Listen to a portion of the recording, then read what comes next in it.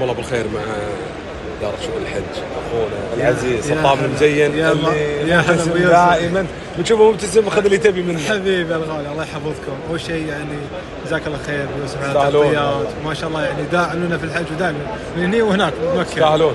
وجزاكم الله خير وينفع بك ان شاء الله سناب من السنابات النافعة. ونبارك حق الاخوان اللي تجاههم مسجات القبول يوم الاربعاء اللي طاف. كم عددهم؟ قبلنا 8000 واخوانا البدون منهم من 8400 من المقيمين بصورة غير قانونية قبلنا. اي نعم.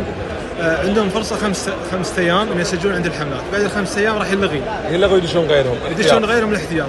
في ناس قاعدة تنطر، فاللي جاد وده يخلص يعني خليه يخلص بسرعة عندها. نعم. 5 أيام يوم الاثنين راح يلغي، راح ندفع أو تجي دفعة ثانية غيرهم إن شاء الله.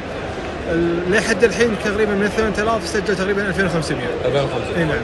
في عدد كبير ما سجل فخلي اللي حق يسجل ان شاء الله. الله يعطيك العافية. الله يبارك فيك. مزين واللي دوره كبير ومشهود له. الله يحفظك. مع اخواننا بوزارة الاوقاف حريصة الحقيقة تقديم الخدمة بشكل ميسر للحجاج. قامت هذا المعرض حق الحجاج وجمعت الحملات لتسهيل عملية التسجيل ومقارنة الاسعار ومعرفة الخدمات اللي تقدمها الحملات. فاحنا قاعدين على فترتين صباحي ومسائي في ارض المعارض قاعة 8 الى يوم الاربعاء ان شاء الله القادم 20/12. الله يعطيك العافية. مشكور بيوسف العزيز حبيبي.